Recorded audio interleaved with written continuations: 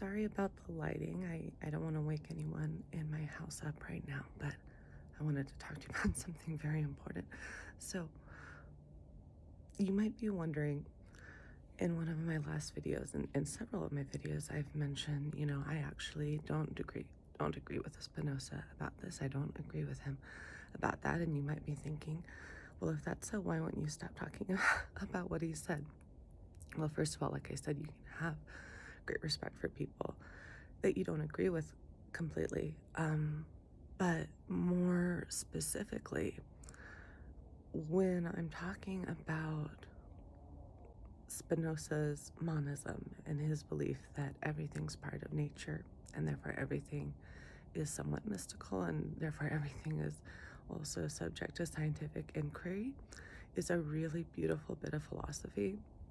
And some parts of it have stood up to scientific inquiry, and some parts are still being questioned in that way. So what I mean by that is that while I have great respect for Spinoza because of his ethical character, actually, and then second to that because of his intellectual, um, his intellect is beautiful, to be honest. If you read his work, it's just like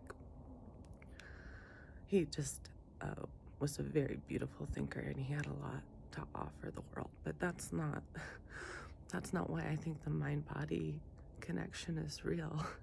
That's not um yeah, that's not why I tend to agree with Spinoza's perception of free will, which I also think is completely different from the determinism it's being compared with, actually. So what I mean by all of that is that the mind-body connection has been substantiated by a massive body of evidence. I would go so far to say it is an irrefutable body of evidence that says that thoughts are produced in the brain.